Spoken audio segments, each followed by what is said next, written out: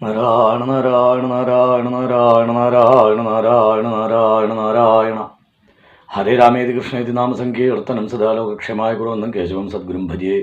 സർവമംഗളമംഗല്യേ ശിവേ സർവാർത്ഥസാധികേ ശരണ്യേ ത്രയംബകേ ദേവി നാരായണി നമോസ്തുതേ. പത്മജാദ്യർച്ചനം ദേവം പത്മജാ പ്രാണനായകം പത്മനാഭവിരാധീശം പത്മനാഭം നമാമ്യഹം. ശ്രീകൃഷ്ണായ പരമഗുരവേ നമോ നമഃ. ശ്രീകൃഷ്ണാർപ്പണമസ്തു. ശ്രീ ഗുരുവായൂരപ്പ ശരണം. നമസ്കാരം. അജാമിളമോക്ഷത്തിലൂടെയാണ് നമ്മൾ കടന്നു പോണത്. 22-ാം ദശകത്തിൻ്റെ ആദ്യത്തെ ശ്ലോകം നമ്മളിവിടെ കേട്ട് കഴിഞ്ഞു.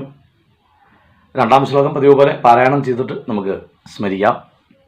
സ്വതഃ പ്രശാന്തോപി തദാഹൃതാശ്രയ സ്വധർമ്മമുത്സൃജ്യ തയാ സമാരമൻ അധർമ്മകാരീ ദശമീഭവൻ പുനഃ ദധൗ ഭവന്നാമയുതേ സുതേ രതിം. അജാമിളൻ അജയാമിളതി എന്നൊക്കെ നമ്മൾ ഇന്നലെ അർത്ഥം പറഞ്ഞു. അജാമിം ലാളതി എന്നൊക്കെ അർത്ഥം പറഞ്ഞു. ഏത് തരത്തിലായാലും അജാമിളൻ. അദ്ദേഹം കേവലം ഒരു ബ്രാഹ്മണന ആയിട്ട് മാറി എന്നുള്ള, അല്ലെങ്കിൽ ബ്രാഹ്മണ കഥാപാത്രത്തിലോട് മാത്രം അതിനെ വ്യാഖ്യാനിക്കേണ്ട. അദ്ദേഹം ഒരു ഉദാഹരണമായിട്ട് ശ്രീശുകൻ ആ കഥ പറഞ്ഞു എന്നല്ലാതെ വാസ്തവത്തിൽ നമ്മളിൽ പല ആളുകളല്ല, ഭൂരിപക്ഷ ആളുകളും അജാമിളന്മാരാണ്. ജ്ഞാനമായി കണക്കാക്കുന്ന ആൾക്കാരാണ്. ശാസ്ത്രത്തെ ശാസ്ത്രീയമായി അപഗ്രഥനം ചെയ്യാതെ അതാണ് ശാസ്ത്രം എന്ന് പറയുന്നതിൽ ഏറ്റവും ഔത്സുക്യം കാണിക്കുന്ന ആൾക്കാരാണ് നമ്മളെല്ലാവരും. ഉത്സുകരാണ്, ഷോ ഓഫ് എന്ന് വെച്ചാൽ ശാസ്ത്രീയമായിട്ടുള്ള അടിസ്ഥാനങ്ങൾ ഉണ്ട് എല്ലാ ശാസ്ത്രങ്ങൾക്കും. അത് പഠിക്കാനുള്ള നേരമോ കണ്ടെത്താനുള്ള ശ്രമത്തിനുള്ള മെനക്കെടാനുള്ള ഒരു മനസ്സോ ഒന്നുമില്ലാത്ത നമ്മളെപ്പോലെ എന്ന് പറയുന്നില്ല കേട്ടോ. നമ്മളിൽ കുറേ ആളുകൾക്കെങ്കിലും അത്തരത്തിലൊരു ശാസ്ത്രജ്ഞാനം ഉണ്ടെന്ന് കാണിക്കാനുള്ള വ്യഗ്രത ഉണ്ട്. അവർക്ക് ശാസ്ത്രജ്ഞാനം കൊണ്ട് കാര്യമുണ്ടാകുന്നില്ല. ഇപ്പം ഇന്നലെ ഞാൻ പറഞ്ഞ വിഷയം അതാണല്ലോ. ജ്ഞാനം കൊണ്ട് കാര്യമുണ്ടാവണമെങ്കിൽ വിവേകം വേണം എന്ന് നമ്മൾ ഇന്നലെ പറയുന്നുണ്ടായി. അപ്പോൾ ആ വ്യഗ്രത ഉള്ളവർക്ക് വിവേകം പെട്ടെന്ന് നഷ്ടപ്പെടും. ജ്ഞാനപ്രദർശനത്തിനുള്ള വ്യഗ്രത ഉള്ള ആൾക്കാരുണ്ട്. അവർക്കിത് പെട്ടെന്ന് ആ വിവേകം നഷ്ടപ്പെടും. പിന്നെ ജ്ഞാനം തന്നെ ചിലപ്പോൾ നഷ്ടപ്പെടും. ജ്ഞാനം തന്നെ ചിലപ്പോൾ അങ്ങോട്ട് വേണ്ട വിധത്തിൽ ഉപയോഗിക്കാൻ സാധിക്കാതെ വരും. അപ്പം അജാമിളൻ എന്നുള്ളത് ദാസീപതി എന്നവിടെ പറഞ്ഞിട്ടുണ്ട്. നമുക്ക് ആ ലോജിക്ക് വെച്ച് നോക്കിയാൽ തന്നെ ദാസിക്ക് പതി ഉണ്ടാവില്ലല്ലോ. ഈ ദാസി എന്ന് പറയുന്നത് ഒരു പ്രയോഗമാണ്. സംസ്കൃതത്തിൽ ദേവദാസി സമ്പ്രദായമൊക്കെ ഭാരതത്തിലുണ്ടായിരുന്നു, നമുക്കറിയാം. അപ്പോൾ ആ ദേവദാസി സമ്പ്രദായത്തിൽ പെട്ടിട്ടുള്ള പദമാണ് ദാസി എന്നുള്ള പദം. അത് കേവലം ഒരു ശരീരം വിറ്റ് ജീവിക്കുന്നവളെന്ന അർത്ഥത്തിലേക്ക് എടുത്തുകൂടാ. അവർ തിരഞ്ഞെടുക്കുന്ന പുരുഷന്മാർ എന്ന അർത്ഥത്തിലാണ് ഈ ദാസി എന്നുള്ളത്. അതുകൊണ്ടാണ് പതി എന്നുള്ളത് എടുത്തു പറയാൻ കാരണം. ദാസി പതി സാധാരണ നിലയ്ക്ക് അങ്ങനെയുള്ള ഒരു വ്യഭിചാരം ചെയ്ത് ജീവിക്കുന്ന ആണായാലും പെണ്ണായാലും സ്വന്തം എന്ന് പറയാൻ ആരും ഉണ്ടാവില്ലല്ലോ. പക്ഷെ ഇവിടെ ദാസീപതിയാണ് എന്നുവെച്ചാൽ അവൾ സ്വീകരിച്ചതാ. അതാണ് ഇന്നലെ പറഞ്ഞത്. അവൾ അജാമിളനെ തോർത്തുമുണ്ടിട്ട് വലിച്ച് തൻ്റെ ജീവിതത്തിലേക്ക് നയിക്കുകയുണ്ടായത്. അപ്പോൾ ആ കഥയിലൂടെ നമ്മളെ എല്ലാവരെയും നമുക്ക് സ്വയം കണ്ടെത്താൻ സാധിക്കും. അജ്ഞാനം ജ്ഞാനമായിട്ട് കണക്കാക്കുന്ന നമ്മളെപ്പോലെയുള്ള ആളുകൾക്ക് എല്ലാം ഈ ദാസീപതിത്വം ഉണ്ടാവും. അവിടെ ദാസിയെ നമുക്ക് മായയായിട്ട് കണക്കാക്കിയാൽ മതി. മായയുടെ പതിയായിട്ട് നിൽക്കും. മായയുടെ പതി എന്ന് പറഞ്ഞാൽ മായയെ ഭരിക്കുന്ന ആൾ. മായയെ ഭരിക്കുന്ന ആളെന്ന് വെച്ചാൽ മായയിൽ ഏറ്റവും നിമഗ്നനായിട്ടുള്ള ആൾ. അതിൻ്റെ അർത്ഥം ഭൗതികമായിട്ട് ഏറ്റവും അധികം ആഗ്രഹ വികാരങ്ങൾ ഉള്ള ആൾ. ആ ആളാണ് അജാമിള. അജാമിം ലാളതി എന്നൊക്കെ നല്ല പറഞ്ഞല്ലോ. ലാതി എന്ന് പറഞ്ഞല്ലോ.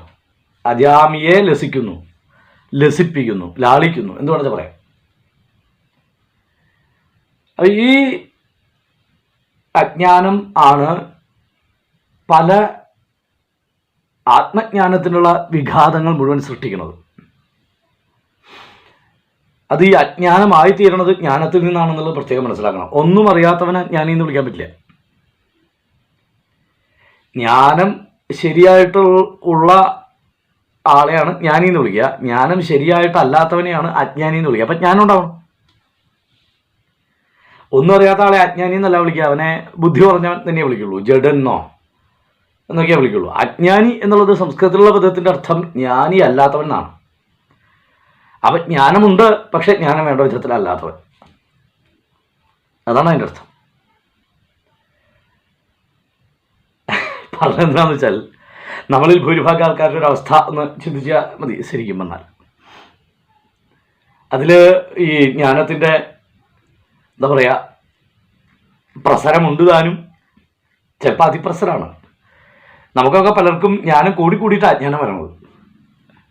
ഈ ഇരിയാൽക്കുട ഭാഷയിലൊക്കെ ഇരിയാൽക്കുട ഭാഗത്ത് ഒരു ഭാഷയുണ്ട്, അജ്ഞാനം കൊണ്ട് അജ്ഞാനം വന്നു. അതിൻ്റെ അർത്ഥം കൺഫ്യൂഷൻ എന്നാണ് ഉദ്ദേശിക്കുന്നത്. അപ്പം ഈ ജ്ഞാനം കൂടി അവസാനം കൺഫ്യൂഷനായി. അത് തന്നെയാണ് അജ്ഞാനം. ജ്ഞാനിക്ക് കൺഫ്യൂഷനില്ല. ജ്ഞാനിയെ സംബന്ധിച്ചിടത്തോളം പരിഭ്രമവുമില്ല, കൺഫ്യൂഷനുമില്ല. അപ്പം ഇവിടെ അജാമിളൻ എന്നുള്ളത് സാധാരണ ഒരു ബ്രാഹ്മണനായിട്ട് കണക്കാക്കേണ്ട, മായയാകുന്ന ദാസി സ്വയം തൻ്റെ പതിയാവാൻ യോഗ്യത കൽപ്പിച്ച് കണ്ടെത്തിയ അജാമിളന്മാർ നമ്മളിൽ പലരുമുണ്ട്.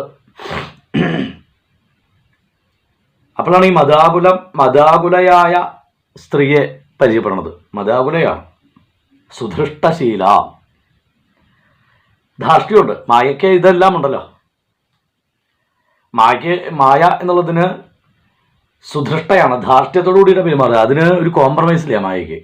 വളരെ അഡമൻ്റായിട്ടുള്ളൊരു സ്വഭാവമാണല്ലോ മായയ്ക്ക്. ഞാൻ പറഞ്ഞുകൊടുത്ത് നീ നിൽക്കണം എന്ന് തന്നെയാണ് മായ ജീവാത്മാവിനോട് പറയണത്. പുരഞ്ജനോപാഖ്യാനൊക്കെ പറയുമ്പോൾ നമ്മൾ കേട്ടു അത്. ഞാൻ നിൽക്കുന്നിടത്ത് നീ നിൽക്കണം എന്നാണ്. അല്ലെങ്കിൽ ഞാൻ വരയ്ക്കുന്നിടത്ത് നീ നിൽക്കണം, ഞാൻ പറയുന്നിടത്ത് നീ നിൽക്കണം, ഞാൻ പറയുന്നത് നീ ചെയ്യണം, അനുസരിക്കണം. ഇതാണ് മായയുടെ ഒരു ധാർഷ്ട്യം.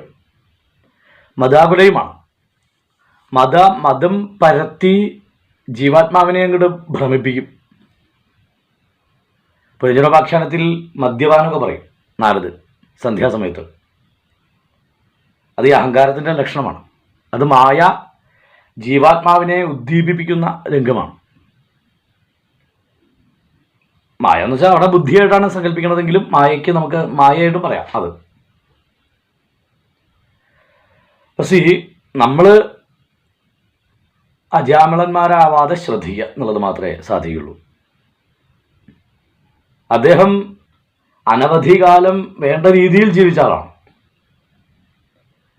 അദ്ദേഹത്തിൻ്റെ ഇരിയാൽക്കുട ഭാഷയുള്ള ജ്ഞാനം കൊണ്ട് സംഭവിച്ചതാണ്, കൺഫ്യൂഷൻ കൊണ്ട് സംഭവിച്ചതാണ്. അദ്ദേഹത്തിന് മായയിൽ പെട്ടങ്ങോട്ട് വലഞ്ഞു. അദ്ദേഹം പാട്ടൊക്കെ കേട്ടു എന്നാണ് പറയാറുള്ളത്. അജാമിളൻ സംഹിത പഠിക്കാൻ വേണ്ടി കാട്ടിലേക്ക് ചെന്നപ്പോൾ പാട്ട് കേട്ട് ആ പാട്ടിൻ്റെ ശബ്ദം കേട്ട് പാട്ട് പാടുന്നത് ആരാന്ന് നോക്കാൻ വേണ്ടി പോയി എന്നൊക്കെയാണ് പറയാറുള്ളത്. ശരീരത്തിന് ഇത്ര സൗന്ദര്യമുണ്ടെങ്കിൽ ശരീരം എത്ര സൗന്ദര്യമുള്ളതായിരുന്നു എന്ന് അദ്ദേഹം ചിന്തിച്ചു അത്ര. അപ്പം അതാണ് ഇന്നലെ പറഞ്ഞത്, മനസ്സിൻ്റെ ദൗർബല്യം അദ്ദേഹത്തിന് വിട്ടുമാറിയിട്ടില്ല, അജ്ഞാനിയാണ്. അങ്ങനെയാണ് ഓടിച്ചെന്ന് അവളെ കണ്ടതും കണ്ണ് എടുത്തു. കാരണം അത് കാണാൻ പാടില്ലാത്ത കാഴ്ചയാണ്. ആ കാണാൻ പാടില്ലാത്ത കാഴ്ച കണ്ട് തിരിച്ചതും അവൾ ഇങ്ങോട്ട് കണ്ടു. അതാണ് പ്രശ്നമായത്.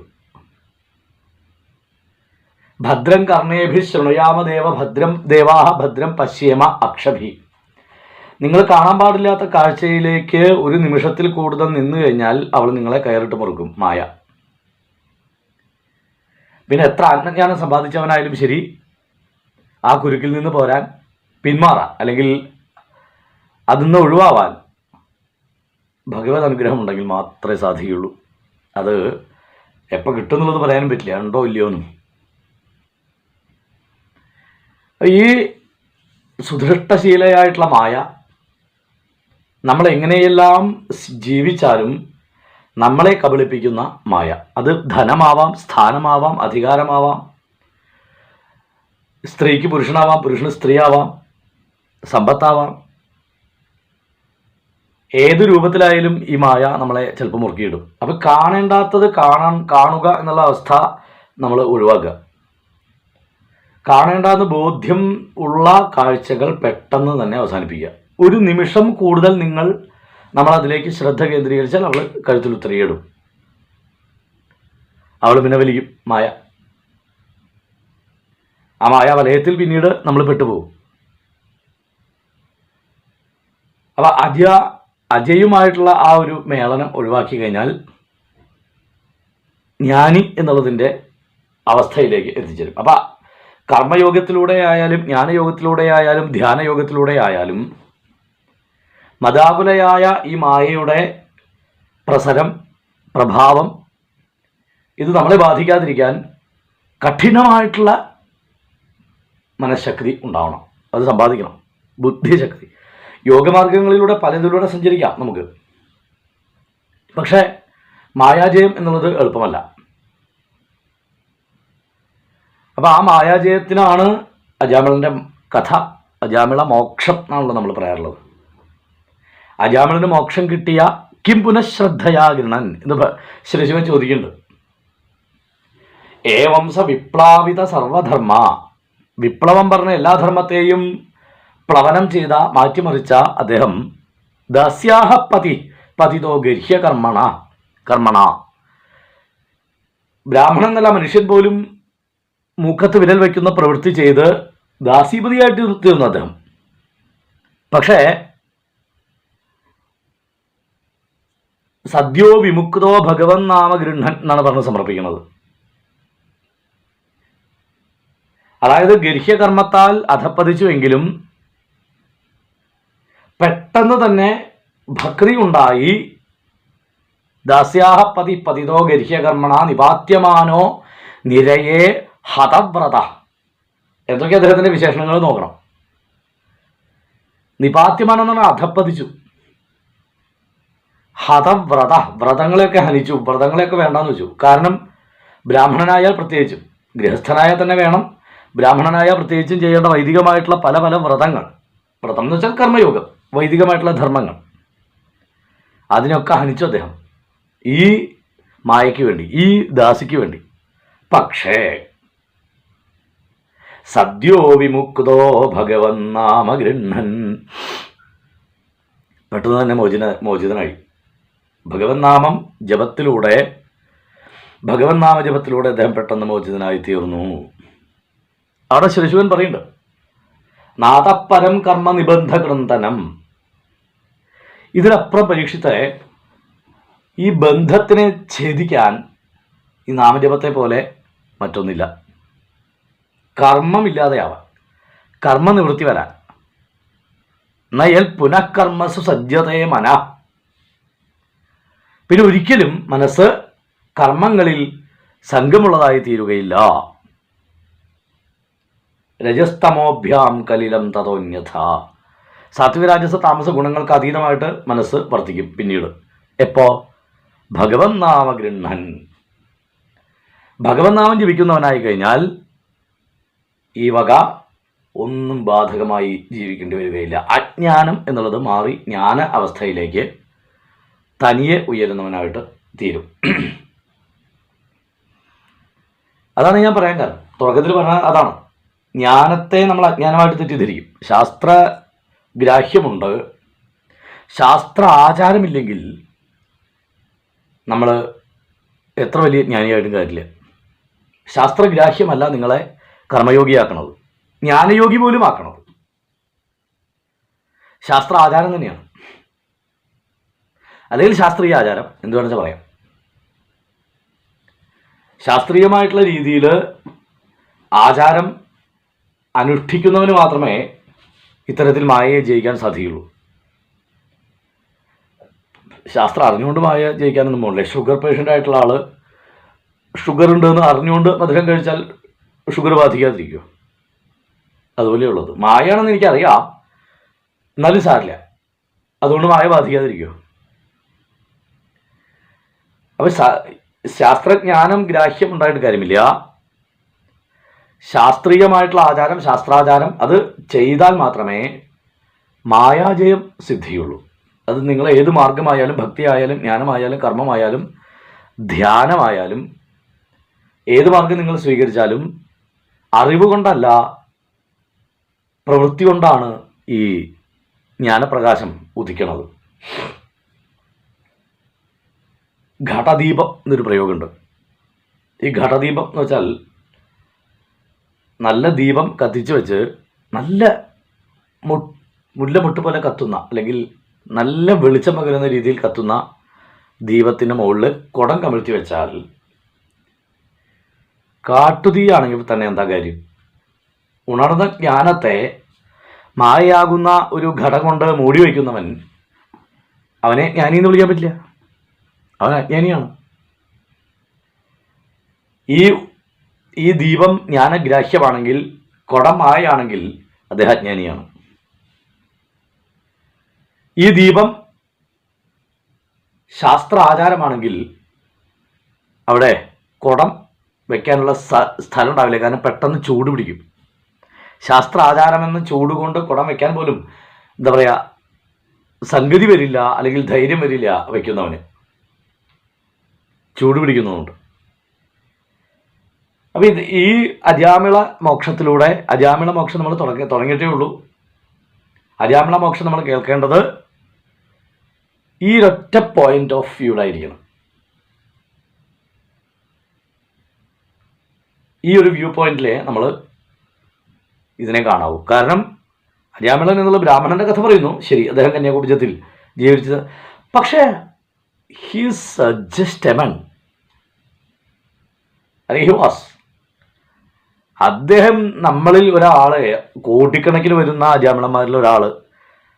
ശ്രീശുഖൻ അപ്പോൾ ധ്യാനത്തിൽ അത് തോന്നി, അത് ആ കഥ പറഞ്ഞു എന്നല്ലാതെ ഇത് നമ്മളെ കണക്ട് ചെയ്യിക്കുന്നത് ഈ ഒറ്റ സ്വഭാവം കൊണ്ടാണ്, അജാമ്യം ലാതി എന്നുള്ളത് കൊണ്ടാണ് നമുക്കിതുമായിട്ടുള്ള കണക്ഷൻ വരണത് എന്നർത്ഥം. അല്ല, ഒരു ബ്രാഹ്മണനല്ലേ, അപ്പോൾ ആ ഒരു സാധാരണ ഗർഹ്യമായത് ചിന്തിക്കാതെ അതുവരെ ജീവിച്ച ആളല്ലേ. അപ്പോൾ ആ ഒരു കോംപ്രമൈസ് ഇല്ലേ ഭഗവാന്റെ ഭാഗത്ത് നിന്ന്, ധർമ്മങ്ങളിൽ നിന്ന് എന്ന് വെച്ചാൽ ഇല്ല. ഒരാൾക്ക് കോംപ്രമൈസ് ചെയ്താൽ എല്ലാവർക്കും ചെയ്യേണ്ടി വരും. നമ്മുടെ കോൺസ്റ്റിറ്റ്യൂഷണൽ ലോ പോലെ തന്നെയാണ് കോസ്മിക് ലോ ഭഗവാൻ നിർമ്മിച്ചിരിക്കുന്നത്. കോംപ്രമൈസ് ഇല്ല. എന്താ പറയുക, നെപ്പോട്ടിസം ഇല്ല. തൻ്റെ ആളായതുകൊണ്ട് അതിനൊരു കുറച്ച് ആഘാതം കുറവ് അങ്ങനെ കണക്കാവില്ല ഭഗവാൻ. കാരണം അങ്ങനെയാണെങ്കിൽ പല എക്സംഷനും വേണ്ടി വരും. അതുകൊണ്ട് അദ്ദേഹം അതിന് ശ്രമിക്കില്ല. അജാമിളൻ എത്ര കാലം ജീവിച്ചതാ, അതാണ് ഭട്ടതിരിപ്പാട് വാസ്തവത്തിൽ രണ്ടാമത്തെ ശ്ലോകത്തിലൂടെ പറയാൻ ആരംഭിച്ചത്. ഈ വിട്ടുവീഴ്ച ഇല്ലാത്ത അവസ്ഥയാണ് ധർമ്മങ്ങൾക്കൊക്കെ ഉള്ളത്. അവിടെ ശ്രീശുഖൻ തുടക്കത്തിൽ പറയും, ഈ ഗംഗാ നദിയിലേക്ക് മദ്യ കലശം കഴുകാൻ വേണ്ടി മുക്കിയതുകൊണ്ട് മദ്യകലശം ശുദ്ധാവും. ഇനി ഗംഗയിൽ കഴുകിയെന്ന് വിചാരിച്ച് വീണ്ടും മദ്യം വെച്ച് കുടിച്ചാൽ മദ്യം ബാധിക്കാതിരിക്കുമോ? ഗംഗയാകുന്ന ജ്ഞാനത്തിൽ ആ മദ്യകലശം എന്ന അജ്ഞാനത്തെ മിക്സ് ചെയ്ത് അതിലുണ്ടായിരുന്ന മദ്യം എന്ന അജ്ഞാനം, മതം, അതൊക്കെ മുഴുവൻ കളഞ്ഞതിന് ശേഷം അത് കഴുകാൻ വേണ്ടി ഗംഗാജലത്തിൽ മുക്കി എന്നുള്ളത് കൊണ്ട് അതിലെ മതം എന്നുള്ള ആ ഒരു അവസ്ഥ മാറുമോ? ഇല്ല. അപ്പം മദ്യകലശം ഗംഗയിൽ മുക്കി ശുദ്ധീകരിച്ച് വീണ്ടും അതിന് മദ്യം ഒഴിച്ച് കുടിക്കുമ്പോൾ അതുപോലെയുള്ളൂ ഈ പ്രവൃത്തികളൊക്കെ. ചെയ്യുന്ന തെറ്റ് പ്രായശ്ചിത്തം ചെയ്യരുതെന്നാണ് ശ്രീശിവന്റെ അവിടെ ഉദാഹരണം. അതാ പറയാൻ കാരണം.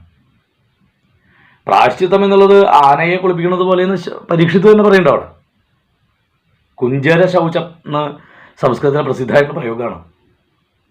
ആന, കുഞ്ചരം എന്ന് വെച്ചാൽ ആന, ശൗചം കുളിക്കുക അല്ലെങ്കിൽ വൃത്തിയാക്കുക. കുഞ്ചര ശൗചം എന്ന് വെച്ചാൽ ആനക്കുളി. ആനയുടെ കുളി നമുക്കറിയാം. മണിക്കൂറുകളോളം ഈ പാപ്പാൻ എന്ന് പറയുന്ന അദ്ദേഹം ഇട്ട് ഉരച്ച് കഴുകി കറുപ്പാണെന്ന് തീരുമാനിക്കും ആനയുടെ നിറം. കാരണം ഏതാണെന്ന് ശരിയായിരുന്നു. ഇത് കഴിഞ്ഞ് കരയിലേക്കാട് കയറി ചെന്ന് കഴിഞ്ഞാൽ അവന് സംശയമൊന്നുമില്ല, അത് നല്ല ചൊറിച്ചിലുണ്ട് അവൻ്റെ ശരീരത്തിന്. ആ മണലെടുക്കുമ്പോൾ ഒറ്റ ഏറാ മേത്തയ്ക്ക്. ഇങ്ങനെ ആനയുടെ ആ വാസന മാറ്റാൻ നമുക്ക് സാധിക്കില്ല. ഇതുപോലെ തന്നെയാണ് മദ്യകലശം ഗംഗയിൽ മുക്കി ശുദ്ധീകരിക്കുന്നത്. ഇതുപോലെ തന്നെയാണ് അജാമിളന്റെ സ്വഭാവം. കാര്യങ്ങൾ അറിഞ്ഞ് തെറ്റ് ചെയ്യുക എന്നുള്ളതിന് എക്സംഷനൊന്നുമില്ല. അറിഞ്ഞുകൊണ്ട് ചെയ്തതല്ലേ, അല്ലെങ്കിൽ അവനറിയാലോ. അതുകൊണ്ട് നമുക്കൊരു വിട്ടുവീഴ്ച ചെയ്യാം. അറിഞ്ഞുകൊണ്ട് ചെയ്യുന്നവനാണ് നമ്മളുടെ ശാസ്ത്രങ്ങളിലൊക്കെ ശരിക്കും, അല്ലെങ്കിൽ നമ്മുടെ ഒരു നാടൻ നടപ്പനുസരിച്ച് അറിഞ്ഞുകൊണ്ട് ചെയ്യുന്നവനാണല്ലോ കൂടുതൽ ശിക്ഷ. വക്കീല് കൊലപാതകയാവുമ്പോഴാണല്ലോ പ്രോസിക്യൂഷൻ വാദിക്കണത്. ഇദ്ദേഹം ഒരു വക്കീലാണ്, അൾട്ടിമേറ്റ്ലി ഹീസ് എ അഡ്വക്കേറ്റ് എന്ന് പറയണതാണല്ലോ വാദം.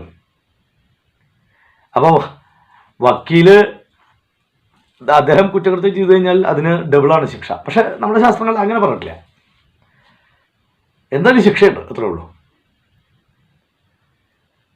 അപ്പോൾ അജാമിളൻ്റെ കഥ നമ്മളിവിടെ കേൾക്കേണ്ടത് നിങ്ങളുടെ ഒരു തരത്തിലുള്ള മറ്റ് സപ്പോർട്ടിങ് ഘടകങ്ങളുണ്ടായിരിക്കും. നല്ല സ്വഭാവം, നല്ല കുടുംബസ്നേഹം, പിന്നെ നല്ല എന്താ പറയുക നാട്ടുകാരുടെ ഇടയിലുള്ള പോപ്പുലാരിറ്റി, ഈ വക ഘടകങ്ങളൊന്നും പാപം ചെയ്യുന്ന അല്ലെങ്കിൽ അജ്ഞാനത്തിലൂടെ നിങ്ങൾ പ്രവർത്തിക്കുന്ന പ്രവൃത്തിക്ക് കോംപ്രമൈസ് ചെയ്യാനോ അത് ഡൗൺ പ്ലേ ചെയ്യാനോ കാരണമാകുന്നില്ല.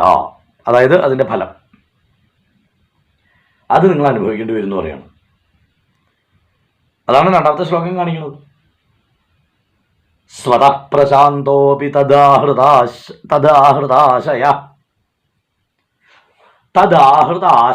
എന്നാണ്. അത് തന്നെ ഏറ്റവും പ്രസക്തമായിട്ടുള്ള പ്രയോഗം. ആശയം കൈമോശം വന്നവൻ, ആഹൃതമായ ആഹരിക്കപ്പെട്ട മോഷ്ടിക്കപ്പെട്ട ആശയത്തോടു കൂടിയവൻ. അപ്പം തത് ആഹൃതാശ്രയ, തൽ എന്ന് വെച്ചാൽ അവളാൽ, തയാ ആ ദാസിയാൽ ആഹൃതാശയനായിട്ട് മാറിയ അജാമിളൻ. എന്നുവെച്ചാൽ ദാസിക്ക് അടിമത്തം വെച്ചു, അടിമപ്പെട്ടു മനസ്സുകൊണ്ട്, ബുദ്ധി കൊണ്ടെന്ന് പറയാം. പക്ഷെ അദ്ദേഹം സ്വതവേ അങ്ങനെയുള്ള ആളല്ല എന്നാണ് ഭട്ടതിരിപ്പാട് പറയുന്നത്. സ്വതപ്രശാന്തോപി, സ്വതവേ പ്രശാന്തനായിട്ടുള്ള ആളാണ്. സാധു ബ്രാഹ്മണൻ തന്നെയാണ്. സന്ധ്യാവന്ദനം ചെയ്യാൻ രാവിലെ അച്ഛൻ പറഞ്ഞാൽ ഗുരോർഗിര എന്ന് ഇന്നലെ പറഞ്ഞല്ലോ. സാധുത്വമില്ലെങ്കിൽ അച്ഛൻ പറയണത് അനുസരിക്കാൻ വേണ്ടി കാട്ടിലേക്ക് വരുമോ? അപ്പോൾ ആ സാധുത്വം കൊണ്ടാണ്. വളരെ പ്രശാന്തനായിട്ടുള്ള ആളാണ്. അതാണ് ഞാൻ ഇപ്പോൾ പറഞ്ഞത്. നിങ്ങളുടെ പ്രശാന്തതയൊന്നും തെറ്റ് ചെയ്തു കഴിഞ്ഞാൽ ശിക്ഷ ഇളവ് വരാൻ കാരണമല്ല. സ്വതവേ പ്രശാന്തനാണ്. അപ്പം അദ്ദേഹത്തിൻ്റെ പ്രശാന്തത ചെയ്ത പാപത്തിന് ഒരിക്കലും എന്താ പറയുക ഒരു സർട്ടിഫിക്കറ്റ് അല്ല എന്നർത്ഥം. സ്വതപ്രശാന്തോപി തദാഹൃതാശയ.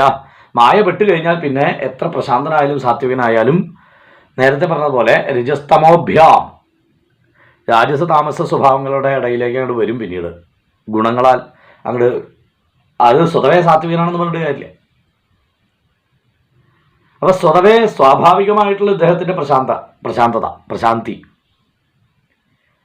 രാവിലെ എഴുന്നേറ്റുക, സന്ധ്യാവന്ദനം ചെയ്യുക, അഗ്നിഹോത്രാദികൾ ചെയ്യുക. അച്ഛൻ പറയും, ഉണ്ണി സമിത കഴിഞ്ഞു, നാളേക്കില്ല, അല്ലെങ്കിൽ ഉച്ചയ്ക്കില്ല, അല്ലെങ്കിൽ വൈകുന്നേരത്തേക്കില്ല, ഒന്ന് ചെല്ലൂ. അപ്പോൾ വെട്ടുകത്തി എടുത്ത് നേരെ പ്ലാഷിൻ്റെ കാടുകളുണ്ടാവും ഈ ബ്രാഹ്മണ ഗ്രഹത്തിനടുത്തൊക്കെ. പ്ലാഷിൻ്റെ ചമത വെട്ടാൻ വേണ്ടിയോട് ചെല്ലും, വെട്ടിക്കൊണ്ടുവരും. ഇങ്ങനെ ജീവിച്ചിരുന്ന ഒരു വ്യക്തിയാണ് ഗുരോർഗിരാകാനനമേത്യ ദൃഷ്ടവാൻ. ഇന്നലെ പറഞ്ഞു, അച്ഛൻ്റെ വാക്ക് കേട്ടിട്ടാണ് പോയതും ആ പാട്ട് കേട്ടത്. പാട്ട് കേട്ടപ്പോൾ വീണ്ടും മനഃപൂർവ്വം തന്നെ പോയി. ഇന്നലെ പറഞ്ഞല്ലോ ഏത്യ എന്നുള്ള പദത്തിൻ്റെ അർത്ഥം. ദൃഷ്ടവാൻ കാണുകയും ചെയ്തു. കാണണ്ട എന്നുള്ളത് കാണാണ്ടായത്, അതാണ് മനഃപൂർവ്വം എന്ന് പറയാൻ കാരണം. ദൃഷ്ടവാൻ എന്ന പദത്തിൻ്റെയും പ്രസക്തി. അപ്പൊ സ്വതപ്രശാന്തോപി തദാഹൃതാശയ. മായ നിങ്ങളുടെ ആശയത്തെ അപഹരിച്ചു കഴിഞ്ഞാൽ പിന്നെ അതിന് ഒരു അപ്പീലും ഇല്ല. ഒരു ഹൈക്കോർട്ടിൽ നിങ്ങൾ പോയിട്ട് കാര്യമില്ല. അതാണ് നമ്മൾ പറയണത്. സ്വതപ്രശാന്തോപി എന്നുള്ള പദത്തിൻ്റെ അർത്ഥമാണ് സ്വാഭാവികമായിട്ട് പ്രശാന്തനായിരുന്നുവെങ്കിൽ പോലും തദാഹൃതാശയ. മായയാൽ ആശയം ആഹരിക്കപ്പെട്ടവനായി, ആശയം നഷ്ടപ്പെട്ടവനായി, വ്യക്തിത്വം നഷ്ടപ്പെട്ടവനായി, സിദ്ധാന്തം നഷ്ടപ്പെട്ടവനായി. ഈ പദങ്ങൾക്ക് പല അർത്ഥമുണ്ട്. ഈ ഒറ്റ പദം തന്നെ ഭട്ടതിരിപ്പാടിൻ്റെ സ്ഥിര മാജിക്കാണ്. തത് ആഹൃതാശയ എന്ന് വെച്ചാൽ അടുത്ത് പറയുന്നുണ്ട്, ആശയം എന്തായിരുന്നു അദ്ദേഹത്തിൻ്റെ? വൈദിക ധർമ്മം. അതവിടെ ഇല്ലാത്തവനായി. അത് അടുത്ത വരിയിൽ കുറച്ചുകൂടി വിസ്തരിക്കുന്നുമുണ്ട്. സ്വധർമ്മമുത്സൃജ്യതയാ സമാരമൻ. സ്വധർമ്മത്തെ നിലനിർത്തിക്കൊണ്ട് പതിയായി ജീവിച്ചുവെങ്കിൽ തന്നെ ഇത്ര പാപമില്ല.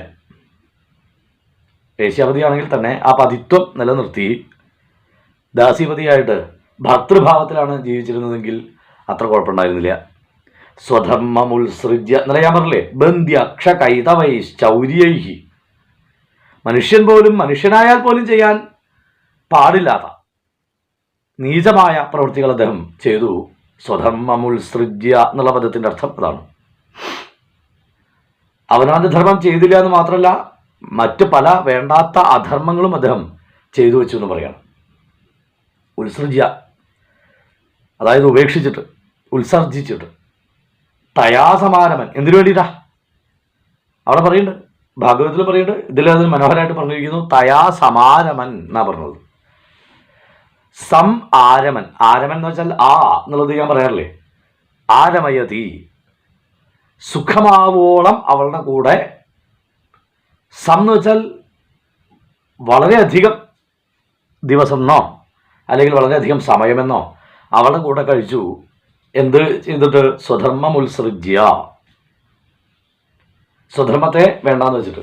വൈദികധർമ്മം സ്വതപ്രശാന്ത എന്ന ആദ്യത്തെ വരിയിൽ പറഞ്ഞു. ഒക്കെയാണ് ആള് സാധുവാണ്, പക്ഷേ കാര്യമില്ല. കാരണം ഈ മായയ്ക്ക് അടിമപ്പെട്ട് ധർമ്മത്തെ പോലും മറന്നു അദ്ദേഹം. അവിടെ തെറ്റുപറ്റി. അവിടെ നമ്മുടെ വിധികൾക്കോ ധർമ്മത്തിനോ ഭഗവാനോ കോംപ്രമൈസ് ചെയ്യാൻ സാധിക്കില്ല എന്നർത്ഥം ഞാൻ തുടക്കത്തിൽ പറഞ്ഞു. ഇനി സ്വധർമ്മത്തെ ഉപേക്ഷിച്ചു എന്നുള്ളതുകൊണ്ട് കുഴപ്പമില്ല. ഒരു ധർമ്മം ഇല്ലാത്ത ആളായിട്ട് ജീവിക്കാം, അങ്ങനെ വരാം. ആ ധർമ്മമില്ലാത്ത ആളായിട്ട് ജീവിക്കുകയാണോ ഉണ്ടായത്? അതുമല്ല. അത് അടുത്ത വരിയിലും പറയണ്ട, അധർമ്മകാരി. സ്വധർമ്മത്തെ ഉപേക്ഷിച്ചു എന്നുള്ളത് തെറ്റ്. അത് ചെയ്ത് ഒരു നിർഗുണധർമ്മമായിട്ട് നിവർത്തിക്കുകയാണോ ഉണ്ടായതെന്ന് വെച്ചാൽ അല്ല. അവിടെ സ്വധർമ്മം ചെയ്തില്ല എന്ന് മാത്രമല്ല, അധർമ്മം ചെയ്യുകയും ചെയ്തു. അതാണ് ബ്രാഹ്മണധർമ്മത്തിന് യോജിക്കാത്ത അനവധി പ്രവൃത്തികൾ അദ്ദേഹം ചെയ്തു എന്ന് നമ്മൾ ഇന്നലെ സൂചിപ്പിച്ചത്. അധർമ്മകാരി. പക്ഷെ ഇതൊക്കെയാണെങ്കിൽ അദ്ദേഹത്തിന്റെ പ്രശാന്തി കൊണ്ടും ധർമ്മം കൊണ്ടും ഭഗവാൻ ഒന്ന് അനുഗ്രഹിച്ചു. എപ്പോഴായാലും ഒരു ചാൻസ് എന്നുള്ളത് ഭഗവാൻ തരണതാണ്. അത് തരും ഭഗവാൻ, പരീക്ഷണാർത്ഥം തരും. ദശമീഭവൻ പുനഃ, പിൽക്കാലത്ത്, പുനഃ എന്ന് പറയുന്നത് പിൽക്കാലത്ത്. ദശമീഭവൻ, 10ാമനായി ഭവിച്ചു, അല്ലെങ്കിൽ 10ാമതായി ഭവിച്ചു. അതെന്താ അത് 10ാമതായിട്ടുണ്ടായത്? അധർമ്മകാരിയായിട്ടുള്ള അദ്ദേഹത്തിന് 10ാമതായി ദധൗ ഭവന്നാമയുതേ. പുനർദധൗ, ദധൗ എന്ന് വെച്ചാൽ ധരിച്ചു എന്നാണ് അർത്ഥം. എന്ന് വെച്ചാൽ 10ാമനായി തീർന്നവൻ ഭവന്നാമയുതേ, ഭവന്നാമ ദധൗ, അവിടുത്തെ നാമത്തെ ധരിച്ചവനായി 10ാമത്തെ പുത്രൻ. നമുക്കറിയാം, വിശ്വപ്രസിദ്ധമായിട്ടുള്ള കഥയാണ്. നാരായണൻ എന്ന് പേരിട്ടു എന്നുള്ളത് നമുക്കറിയാം 10ാമത്തെ പുത്രന്. അഷ്ടാശീത്യായുഷസമാഹ എന്ന് പറയുന്നത് അവിടെ 83ാമത്തെ വയസ്സിലൊക്കെയാണ് നാരായണൻ ജനിച്ചത് അദ്ദേഹത്തിന്. അത്രയ്ക്കുണ്ട് അദ്ദേഹത്തിൻ്റെ ആ ഒരു 83ാമത്തെ വയസ്സിൽ 10ാമത്തെ പുത്രൻ ഉണ്ടാവണമെങ്കിൽ അധാർമികത എത്രയുണ്ടായിരിക്കും അദ്ദേഹത്തിന്? എത്ര വൈകിട്ടായിരിക്കും ഈ വേശ്യായുമത്ത് ജീവിതം ആരംഭിച്ചത്? അപ്പം അത്രയും കാലം ധർമ്മത്തോടു കൂടി ജീവിച്ച ആളല്ലേ. എന്നിട്ടും ഈ മായാപിടുത്തത്തിൽ നിന്ന് രക്ഷപ്പെടാൻ അദ്ദേഹത്തിന് സാധിച്ചോ? ഭവന്നാമയുതേ സുതേരതിം, അവിടുത്തെ നാമത്തോടു കൂടിയവനായ സുതനിൽ രതി ഉണ്ടായി. ദധൗ, രതിം ദധൗ, രതിയെ ധരിച്ചു. അപ്പൊ ദശമീഭവൻ എന്നുള്ളതിന് 10 പുത്രന്മാരുണ്ടായി എന്നുള്ളതും 10ാമത്തെ പുത്രൻ ഭവന്നാമയുതേ, അത് അവിടുത്തെ നാമത്തിലുള്ള 10ാമത്തെ പുത്രന്, ആ പുത്രനിൽ കൂടുതൽ രതിയെ ദധൗ എന്ന് വെച്ചാൽ 10ാമത്തെ പുത്രനോട് എന്താന്നില്ലാത്തൊരു സ്നേഹം അദ്ദേഹത്തിനുണ്ടായി. സാധാരണ ആ വക ലോലവികാരങ്ങളൊക്കെ ഒഴിഞ്ഞു മാറി അദ്ദേഹത്തിൻ്റെ ഇന്നത്തെ സ്വഭാവം അനുസരിച്ച്. എങ്കിൽ ഈ 10ാമത്തെ പുത്രനോട് ലേശം സ്നേഹം കൂടുതലുണ്ടായിരുന്നു എന്നാണ്. അപ്പം ഇത് അദ്ദേഹം ആ ജീവിതത്തിൻ്റെ ആദ്യ പകുതിയിൽ അനുഷ്ഠിച്ച ധർമ്മത്തിൻ്റെ സ്വതപ്രശാന്തോപി, ആ പ്രശാന്തതയുടെ ആ ധർമ്മത്തിൻ്റെ ഒരു ഗുണമായിട്ട് ഭഗവാൻ കൊടുത്തതാണ് 10ാമത്തെ പുത്രന് നാരായണൻ എന്ന പേര്.